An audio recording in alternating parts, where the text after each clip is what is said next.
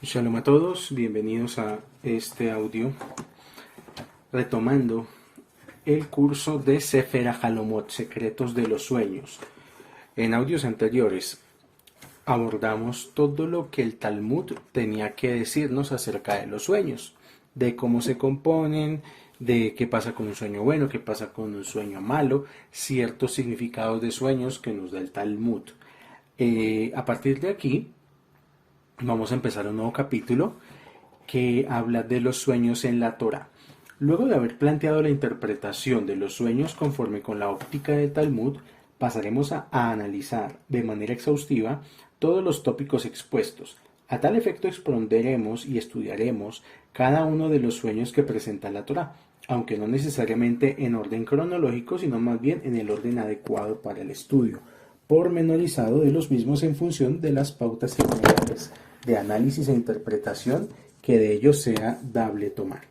El objetivo es procurar establecer un sistema el cual iremos desarrollando en el transcurso de los próximos apartados. Pero previamente, como introducción a la exposición y análisis de los sueños de la Torá, analizaremos un debate que muy sutilmente presenta el Talmud. Entonces, pregunta: ¿los sueños valen por sí mismos o en función de la interpretación que de los mismos se ofrezca? El análisis de esta pregunta es sumamente importante porque las implicancias de la misma conforman, como veremos posteriormente, la base del esquema de la clasificación de sueños. O sea que preguntémonos cada uno en sus casas o donde estén escuchando este audio. De los sueños, ¿qué es más importante? ¿El sueño como tal o quién interpreta el sueño? Dice aquí, dos vertientes en la interpretación de los sueños. El referido tema requiere de gran atención si se pretende ahondar en la ciencia de las experiencias oníricas a la luz del Talmud. Sueño e interpretación suelen verse como una relación causa y efecto, pero ¿realmente es así o se puede afirmar que son dos manifestaciones independientes? Y en tal caso, ¿cuál de ellas es la determinante, el sueño o la interpretación? Es evidente que un planteo semejante causará confusión al lector, pero la cuestión se irá aclarando a medida que vayamos avanzando en la explicación. El Talmud presenta dos vertientes al respecto. Por un lado, plantea que los sueños en sí mismos no son inherentemente buenos ni malos, ni positivos ni negativos, que los sueños son algo neutro, y es la interpretación la que marca el carácter de los mismos. Y por otro lado, plantea que es el sueño y su simbolismo el factor determinante, independientemente cómo se lo interpreta. La interpretación es la determinante. Los sueños van tras la boca. Entonces dice aquí así. A la primera de las dos vertientes citadas, la que establece que es la interpretación la que marca el sentido del sueño y la que da su carácter al mismo, el Talmud lo conoce como, abro comillas, los sueños van tras la boca, cierro comillas. Sin embargo, en cuanto al significado y alcance de dicha declaración, los sabios ofrecen diferentes explicaciones. Unos la explican en el sentido de que los sueños se cumplen según cómo se los interprete. Es decir, van de acuerdo con la boca del interpretador, como dice aquí la frase. Los sueños van tras la boca. Otros explican esta norma en el mismo sentido de los actos simbólicos que realizaban los profetas para consolidar sus profecías, de modo que la interpretación explícita, o sea, la boca del sueño, refuerza la legitimidad del mismo en su realización concreta. Y hay también quienes la explican en el sentido de que los sueños dependen de la boca, literalmente, de lo que previo al sueño haya comido el soñante o de qué cosas ha hablado. De hecho, como veremos en otro apartado, este es uno de los orígenes más usuales de los sueños, así como lo son también los estímulos psicofísicos en general. Es decir, que el estado ideal para una persona irse a dormir y poder tener un buen sueño, además de poder dormir bien, es que la persona no se atragante de comida en la noche. Muchas veces hay personas que tienen la costumbre de comer en la noche de la misma manera que almorzaron, con sopa, con seco, con jugo, y eso es un montón de comida que va a sobrecargar el cuerpo, y en el momento que el cuerpo está haciendo digestión, muchos sabios, incluso creo que es el Rambam el que dice que muchos vapores del proceso digestivo suben y llegan al cerebro. Y eso hace que la persona tenga sueños de tipo de pesadillas, por ejemplo. Pues explicaría fácilmente diciendo que hay muchas personas que sufren justamente en las noches del reflujo. Este reflujo podría ser la señal de esos vapores, de que la persona está comiendo demasiado antes de dormir. Lo lógico es que uno antes de dormir, pues de hecho debió haber comido más o menos 3 horas antes de dormir. O sea, que si una persona se acuesta a las 10 de la noche, lo mejor que puede hacer es comer a las 7 de la noche, para que tenga 3 horas de proceso digestivo y luego sí se acueste a dormir. Y también lo otro que es recomendable es tener comidas pues mucho más moderadas que las de la tarde. O sea, muchas personas es suficiente con que se tomen algo pequeño, que coman algo pequeño en la noche para no sobrecargar el sistema digestivo, que además una persona que se acuesta a dormir después de haber comido muchísimo tiende más a la obesidad, porque en la noche la comida no tiene el mismo metabolismo que en el día.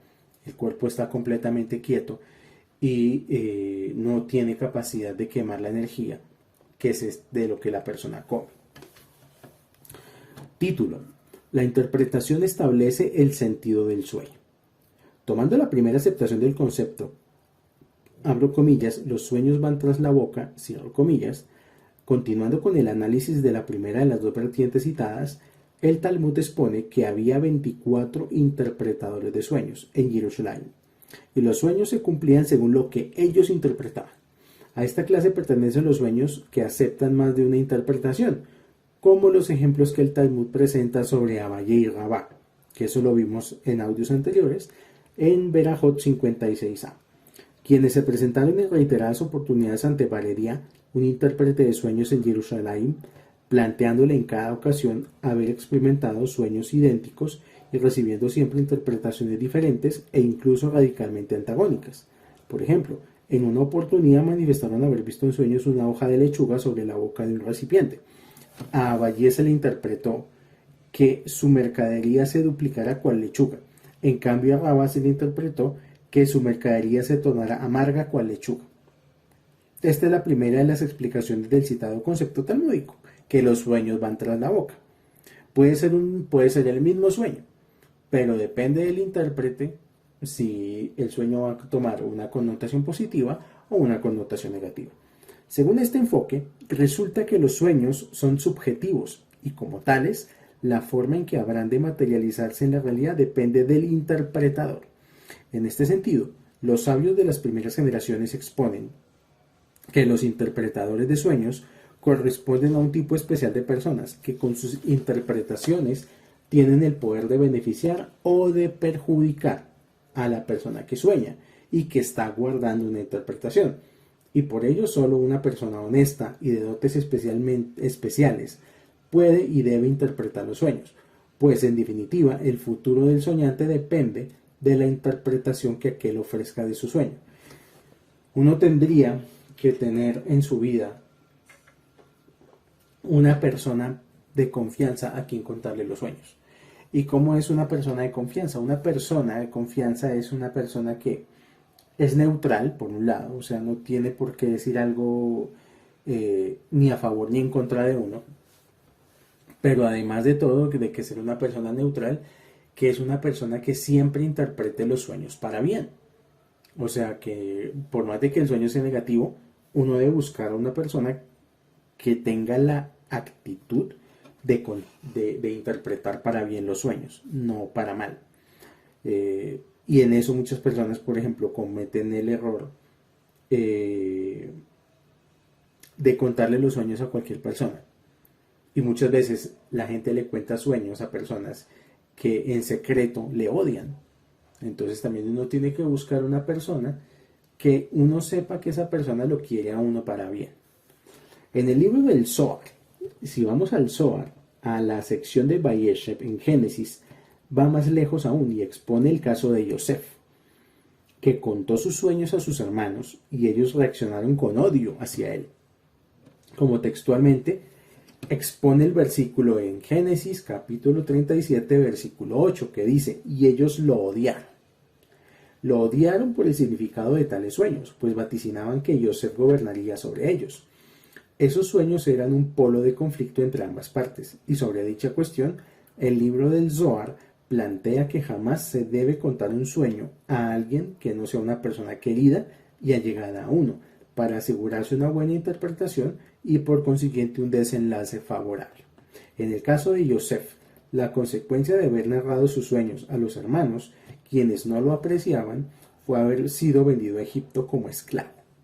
Si bien en el largo plazo resultó ser una consecuencia favorable, y pareciera más bien dirigida desde los mundos superiores, un eslabón de la cadena de sucesos que condujeron finalmente a que Yosef fuese designado virrey de la máxima potencia de entonces, tal como lo analizaremos posteriormente. No obstante, en lo inmediato, para Yosef fue una complicación.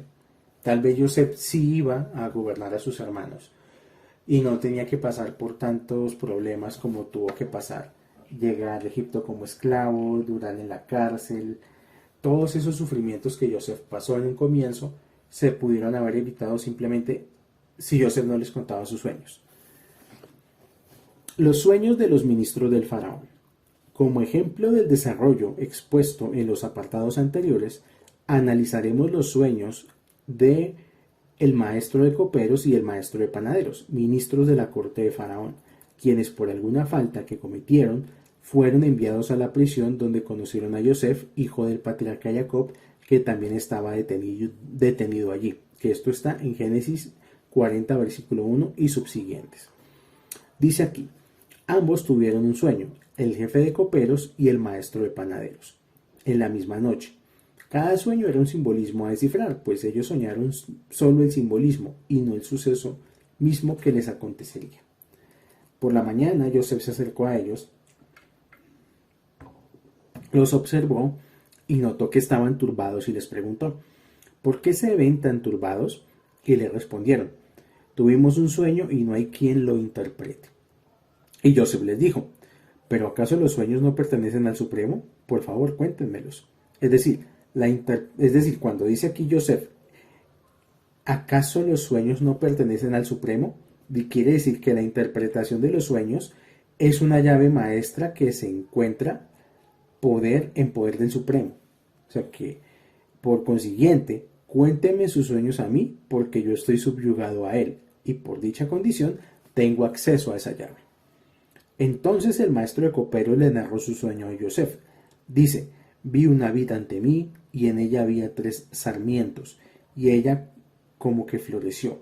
Surgieron sus agracejos, y sus racimos produjeron uvas maduras.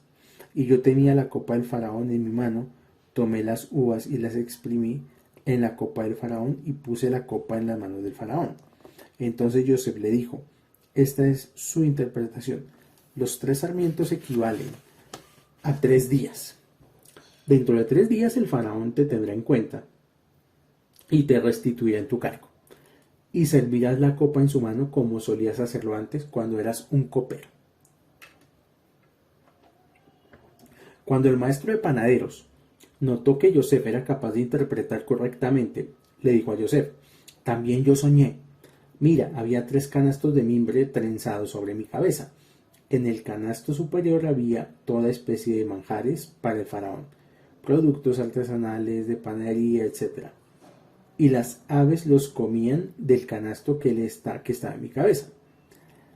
Y Yosef le interpretó así, los 3 canastos equivalen a 3 días. Dentro de 3 días levantará el faraón tu cabeza de sobre ti y te colgará en un árbol y las aves comerán tu carne. Y efectivamente los sueños se cumplieron tal como Yosef los interpretó. Al primero lo devolvieron a su puesto en la corte del faraón y al otro lo colgaron. Posteriormente, cuando el faraón experimentó sus propios sueños y requirió de alguien que se los interpretase, ese ministro, el rey de coperos, fue restituido a su cargo tal como se lo vaticinaría Yosef. Recordó que en la prisión había un interpretador de sueños. Dice aquí, y tuvimos un sueño en una misma noche. Dice, el jefe de panaderos y yo, el jefe de coperos. Soñamos cada uno un sueño que tenía su propio significado, lo cual significa que soñaron un simbolismo y no el sueño mismo. O sea, no el hecho, sino el simbolismo. Y él nos interpretó nuestros sueños. Y tal como nos interpretó, así efectivamente ocurrió. A mí me devolvió a mi puesto original y a él lo colgó. Entonces, analicemos en detalle este último párrafo de la frase que dice aquí, y tal como nos interpretó, así efectivamente ocurrió. Deriva la opinión de que es la interpretación la que establece el sentido del sueño. Según dicha postura, los sueños son neutros y como tales forman el color del cristal con que se les mira. Los sueños en sí mismos no son ni positivos ni negativos, más bien las interpretaciones son positivas o negativas. Y así, un sueño es interpretado positivamente, deviene algo positivo, y viceversa si es interpretado negativamente. Pero entonces surge el siguiente interrogante. Joseph era profeta, un hombre de dotes especiales, y por lo tanto sabía que los sueños se cumplen según lo que se los interprete. ¿Por qué no le interpretó de manera favorable al maestro de panaderos? O sea, la pregunta es, si los sueños dependen de quién, del que los interprete, ¿por qué le interpretó a uno de los dos, al ministro de panaderos, le decretó muerte y al de coperos vida? Más bien, Joseph había captado el sentido ulterior de toda la cuestión, de modo que interpretó el sueño de cada uno para que los mismos se realicen acompañando el desarrollo de los acontecimientos tal como desde lo alto se había determinado que los mismos debían desarrollarse. Desarrollo que Joseph bien conocía por inspiración profética, porque según esta opinión, los sueños se cumplen según cómo son interpretados. Por ello es que podemos considerar, siguiendo esta línea de análisis, que los sueños carecen de valor intrínseco y más bien resultarán buenos si se los interpreta para bien, o malos si se los interpreta para mal. Recordemos que esta es una de las acciones del concepto los sueños van tras la boca, analizada en el Talmud, de acuerdo a la cual bien cabe decir que los sueños son subjetivos en virtud de que su realización depende de quién y de cómo se los interprete. Vamos a ver el siguiente ejemplo. O sea, esto dice aquí del Midrash Rabbah. Exponen los sabios en el Midrash Bereshit Rabbah. Dice aquí, una vez una mujer se presentó ante Rabbi Eliezer y le dijo, he visto en un sueño que el piso del desván de mi casa estaba abierto. Y Rabbi Eliezer le contestó, darás a luz un hijo. Ella se fue y al cabo de un tiempo así tal cual ocurrió. En otra oportunidad la misma mujer volvió a experimentar el mismo sueño y nuevamente acudió a lo de Rabbi Eliezer, que nuevamente le ofreció la misma interpretación y tuvo otro hijo, hasta que experimentó el mismo sueño por tercera vez. Entonces también acudió a lo de Rabbi Eliezer, pero dado que el rabí no estaba, relató el sueño a sus discípulos y ellos le dijeron, lo que le dijeron los discípulos fue, esto significa que enterrarás a tu esposo. Y efectivamente así ocurrió. Rabbi Eliezer escuchó un grito de dolor y preguntó cuál era el problema. Y los discípulos le contestaron lo ocurrido. Entonces Rabbi Eliezer les dice, ustedes mataron a ese hombre. Los reprendió Rabbi Eliezer. ¿Es que acaso no saben que los sueños son subjetivos y se cumplen según cómo se los interprete? La interpretación tiene el poder de modificar un sueño, de bueno a malo o de malo a bueno, pues el sueño y su simbolismo son secundarios y están supeditados a la interpretación. Estos sueños, si no se los interpreta, jamás llegan a realizarse en la práctica. La citada es la opinión de Rabbanah en el Talmud Tratado de Berajot, capítulo 9. Cuando planteamos que la interpretación es la que determina el valor del sueño, nos referimos ante todo a la verbalización de la interpretación, y ello es válido no solo en el caso específico de los sueños, sino con su palabra en general o con la palabra en general. En hebreo, la palabra arca se dice tebaj, expresión que se presenta en dos relatos bíblicos netamente diferenciados. El primero es el relato del diluvio, cuando Hashem ordena a Noé, a Noaj, construir un arca para quedar a salvo de semejante destrucción. El segundo relato es referido a la canastilla en la que fue puesto a resguardo Moshe cuando nació y que fue arrojado al río Nilo.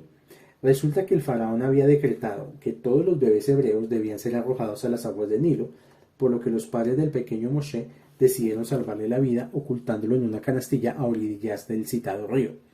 Pero resulta que la voz Tebach, además de canastilla, también significa palabra. Dicho concepto halla expresión en las medidas del arca que el Supremo ordenó construir a Noaj. Esta arca medía 300 codos de largo, 50 codos de ancho y 30 codos de alto. A los efectos del presente estudio son esas medidas esenciales las que realmente cuentan y no su equivalencia en sistema métrico y decimal. Cada letra hebrea tiene su correspondiente valor numérico, de lo que resulta que las citadas medidas del arca corresponden a las letras Shin, Nun y Lamed, que forman la voz o la palabra Lashon, y la palabra Lashon significa lengua, expresión o voces que remiten a la palabra. Ahí está la conexión entre la Tebach y la palabra. En las dos situaciones extremas citadas en el diluvio, en el caso de Noaj y el decreto de arrojar al Nilo a los bebés hebreos, fue una Tebach la que sirvió para preservar la vida. En la apariencia exterior, dicha protección fue una canastilla en un caso y un arca en el otro, pero interiormente fue la palabra la que sirvió de versículo de protección. Tanto Noaj, que encarna el mundo postdiluviano, como Moshe, que encarna el mundo posesclavitud, se aplicaron a difundir la idea de valores supremos y de la genuina libertad que solo tales valores son capaces de brindar. No es suficiente iluminar el propio mundo interior, liberarse de uno mismo, sino el objetivo es iluminar el entorno. Esto es el concepto de la palabra, el vehículo a través del cual uno comunica un concepto al mundo exterior. La palabra no es neutra, sino sumamente poderosa. Con la palabra se puede provocar gran daño, pero también se le puede utilizar como puente para acceder a las más elevadas alturas. Está en cada uno qué sentido darle. La palabra tiene un poder del cual muchas veces ni somos conscientes, al punto de que la manera en que uno exprese determinado concepto, el mismo se realizará o no, resultará positivo o negativo.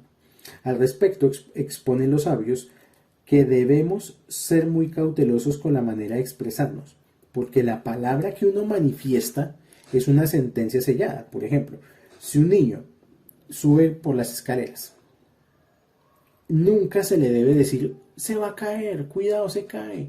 Eso que es lo que hacen típicamente los papás. O sea, ven al niño trepado, se va a caer, se va a escalabrar, se va a no sé qué. Porque eso significa sellar su destino. Si le decimos a un niño se va a caer, así tal cual va a acontecer. Y efectivamente, si no es ahí, más adelante, en otro escenario, el niño se va a caer.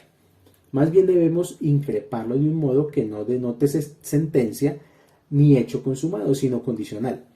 Por ejemplo, en el caso del niño y la escalera, una forma de educar a un niño, en lugar de meterle miedo de que se va a caer, sería decirle algo así como, mira, si subes con descuido, podrías caerte. O sea, entre decir esto y decir lo otro, la diferencia es abismal.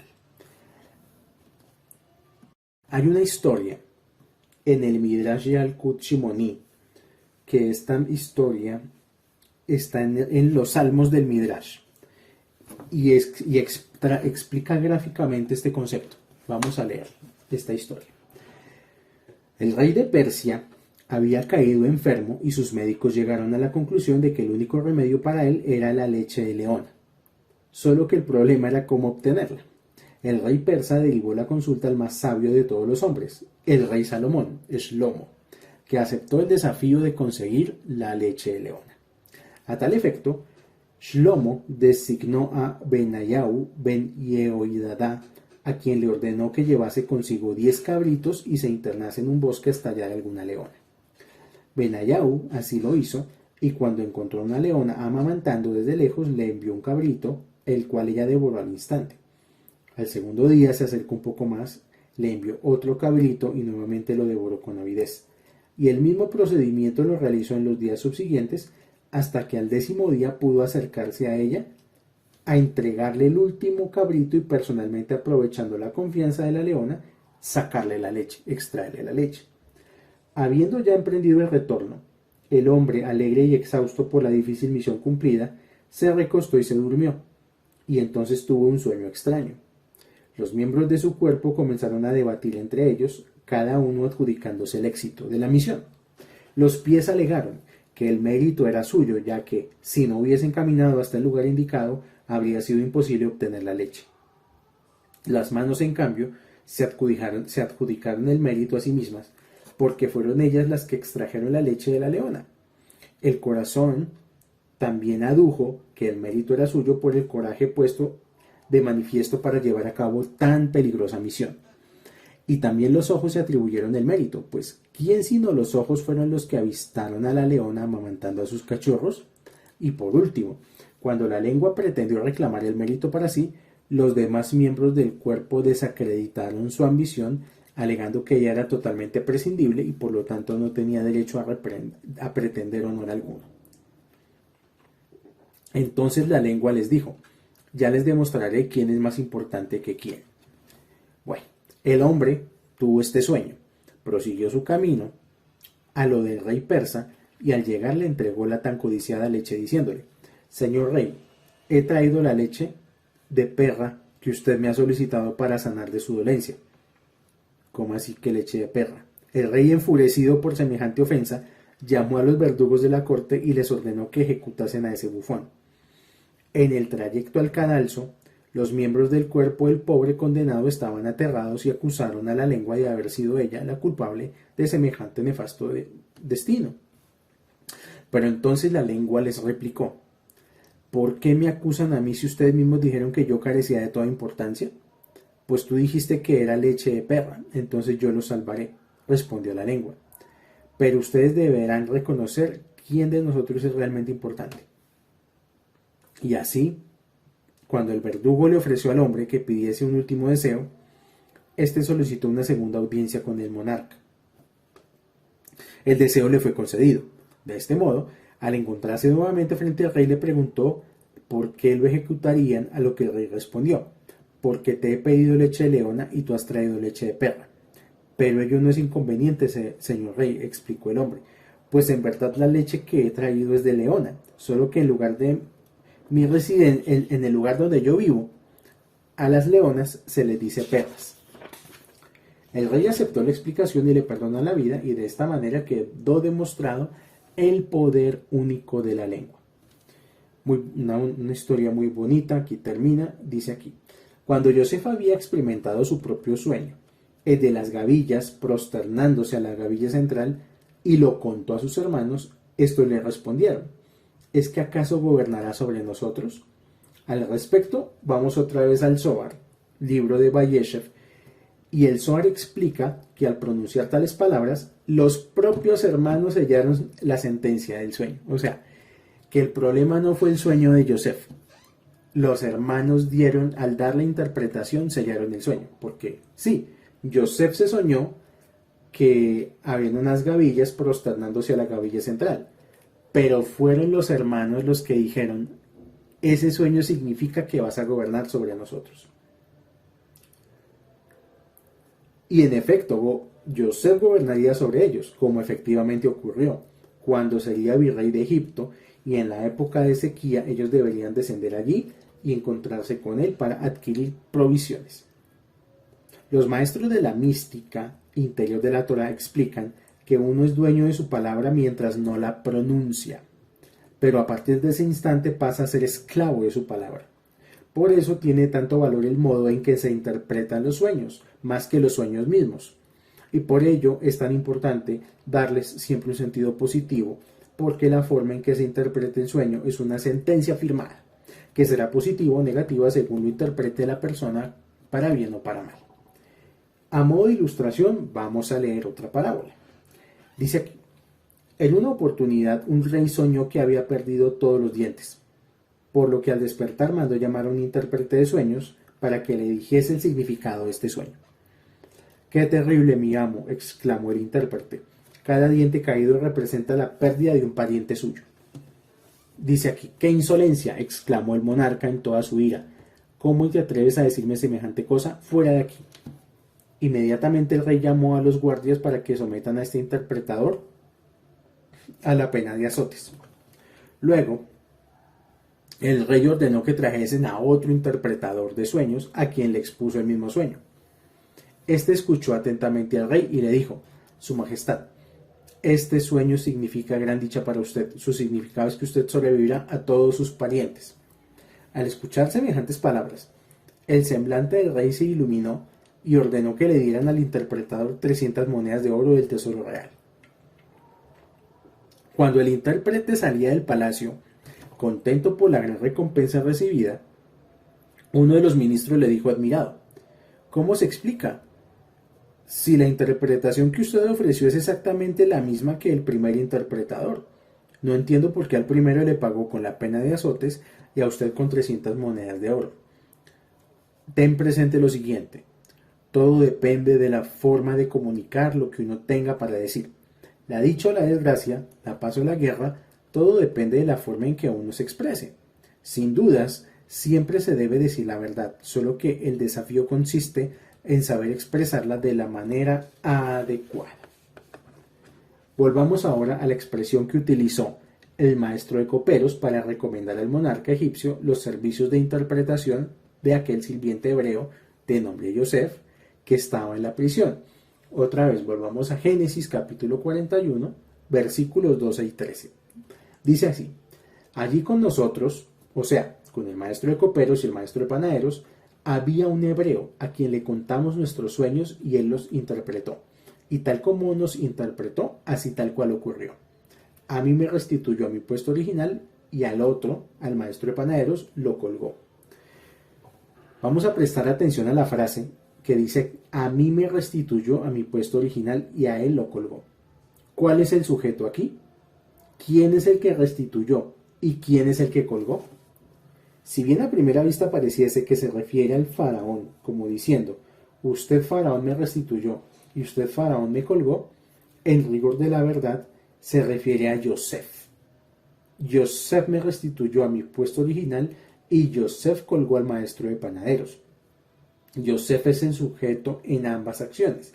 Yosef, con el poder de la verbalización de su interpretación, a uno lo restituyó y al otro lo colgó. Ya lo dijo el rey Salomón en el libro de Proverbios: la muerte y la vida dependen de la lengua. Hasta aquí el capítulo de hoy de Sefer HaJalomot. Para el próximo audio vamos a estudiar la segunda vertiente. O sea, aquí estudiamos desde el punto de vista de la Torá que lo importante es el interpretador de sueños, que el que habla, el que da el significado, sella el sueño en el mundo físico. Y esta interpretación la apoya la Cábala y el Zohar. Pero para la próxima semana vamos a estudiar la otra parte, donde el simbolismo del sueño es el determinante. Diccionario de sueños. Arara: el que sueña que ara con un asno sufrirá pérdidas. Árbol: el que sueña con árboles de alta talla tendrá abundancia y paz. El que sueña con árboles estériles, o sea, árboles sin frutos o árboles secos, tendrá hijos perversos que morirán. Los árboles frutales representan a los virtuosos, porque todos se benefician de sus acciones. En cambio, los árboles estériles y secos representan a los perversos que no aportan beneficio a nadie. Soñar con árboles plantados es indicador de algo bueno para el soñante. El que sueña con un árbol colmado de frutos tendrá muy buenas ganancias. El que sueña que trepa a un árbol tendrá honor y grandeza. El que sueña que trepa a un árbol y luego cae, confiará en un hombre importante, pero no tendrá provecho de él. El que sueña que asciende o trepa a un árbol de frutos y no come de ellos, un hombre rico lo honrará. Soñar que un árbol cae denota algo malo para quien lo sueña. ¿Quién se verá estremecido por una persona importante, un ministro o un gobernante? Y que no se traslade a otra ciudad, ya que corre peligro de muerte. Y si sueña que son varios los árboles que caen, es un indicio de que sus hijos fallecerán, Haz Shalom. El que sueña que crece un árbol, se multiplicará y se enaltecerá la gente de su ciudad. El que sueña que de un árbol crece un fruto, un mal muy grave le acontecerá. El que sueña que duerme bajo un árbol, el Supremo lo ayudará, y si son varios los árboles, indicará que va a tener hijos. El que sueña con muchos árboles o que está rodeado de ellos, tendrá hijos. Son variados los versículos en el libro de Salmos que toman los árboles como metáforas de hijos. O también tendrá muchos hijos y fallecerán, porque la opinión prevaleciente es que los árboles denotan hijos y vida. O sea, que cuando se sueña con árboles es mejor pensar que son sueños de vida, no de muerte. El que sueña que los árboles se prosternan ante él tendrá muchos hijos. Los árboles que se prosternan son una metáfora de los hijos que honran al Padre.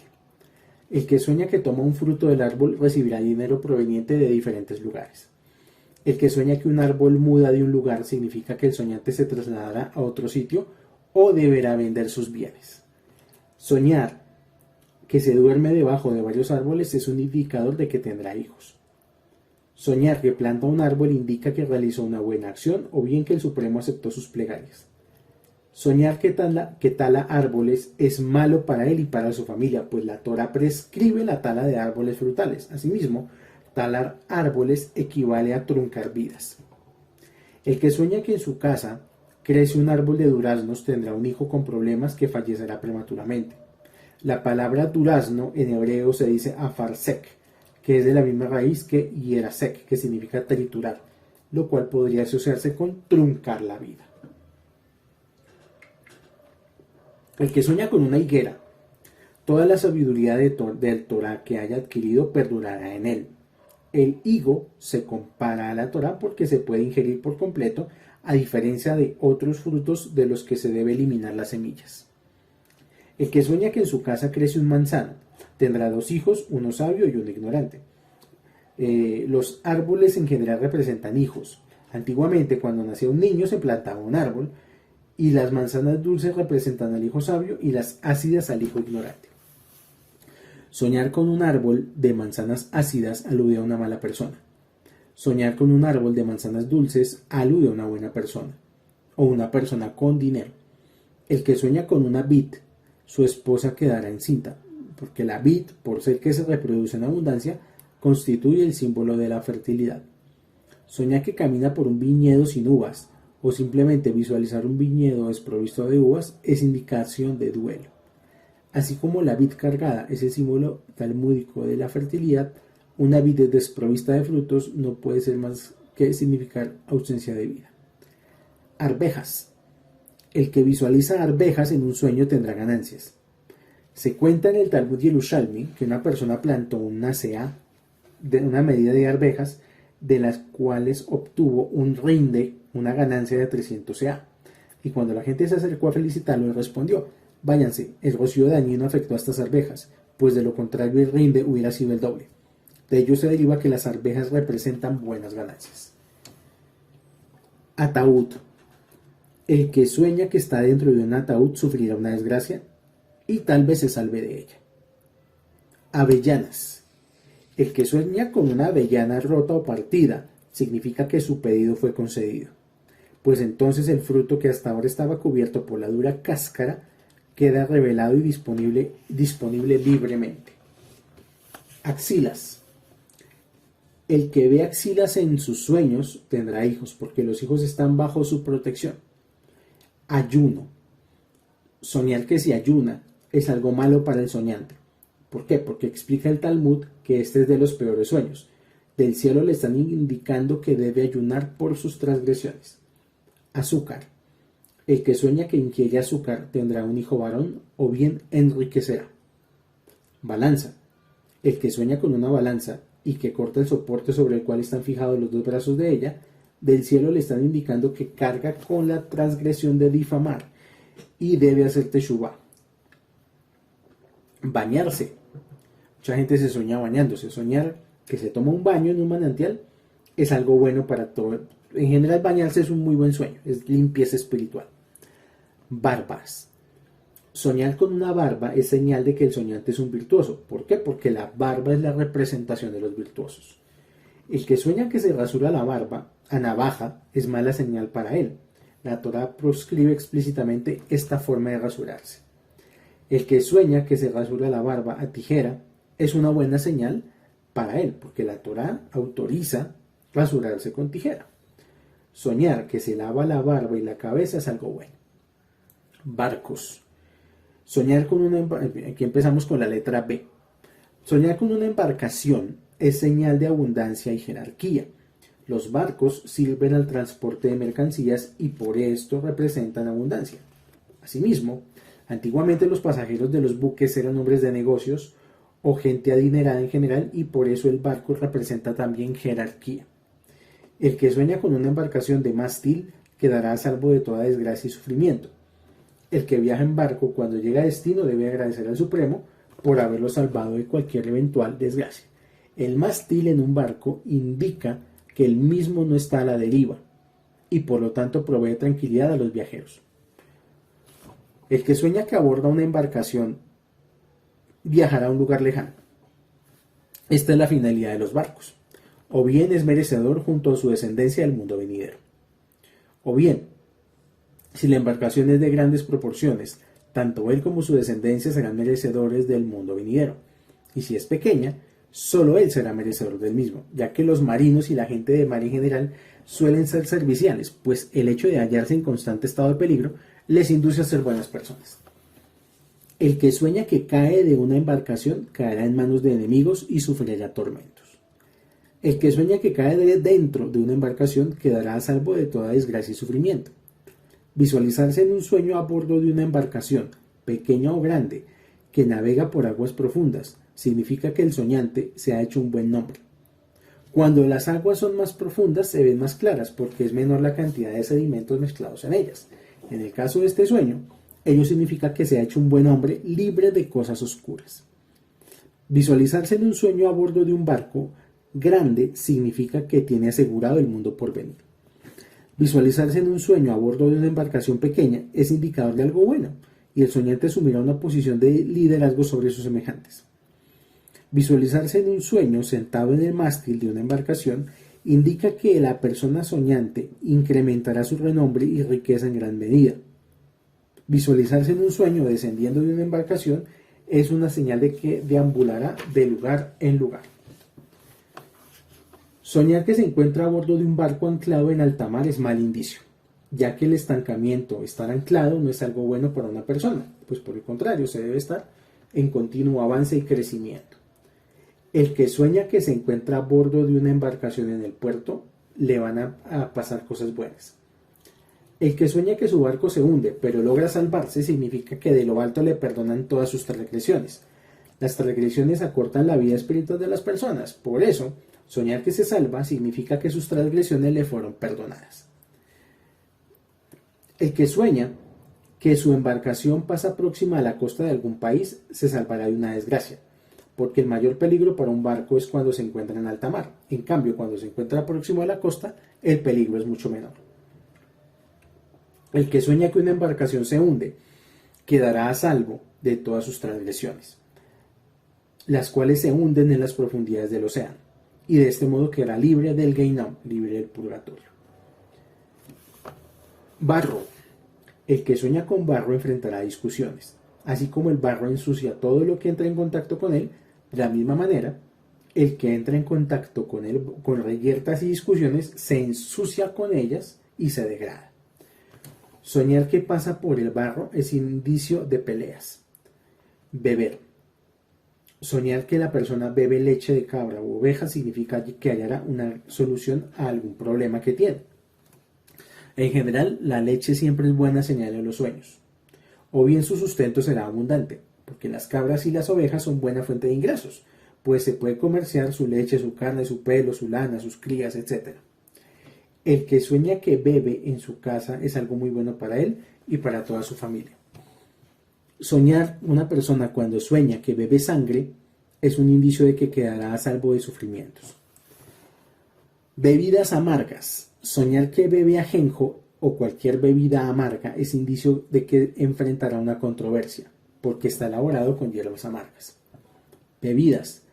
Soñar con bebidas en general es buena señal, excepto bebidas amargas. Ben Asai.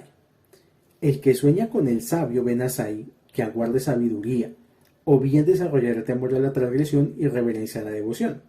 Ben Asai no contrajo matrimonio porque su deseo era consagrar su vida al estudio de la Torah y a la adquisición de la sabiduría eterna, y entendía que las obligaciones del matrimonio serían un obstáculo para tal fin.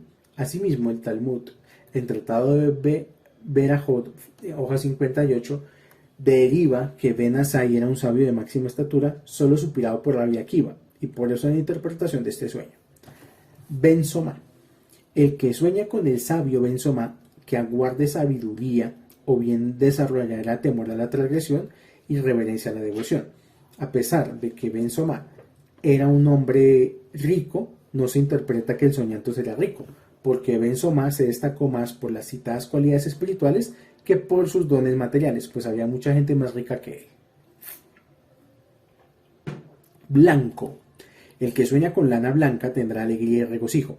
La lana blanca representa expiación de las transgresiones, la rectificación del rumbo de su vida, lo cual es motivo de gran alegría. El que sueña con nieve se salvará de los enemigos. El color blanco de la nieve representa paz y pureza. O bien indica que habrá inflación, pues el volumen de la nieve es mayor que el del agua. El que sueña que ingiere pan blanco puede estar seguro de que es merecedor del mundo venidero. El color blanco del pan representa refinamiento y la pureza que reinarán en el mundo por venir. El que sueña que monta un asno blanco recibirá dinero en el corto plazo. Soñar con un caballo blanco, sin importar si es manso o salvaje, es algo bueno. El que sueña que es conducido apaciblemente por un caballo blanco es un buen indicio, y viceversa, si lo lleva de manera salvaje es un mal indicio.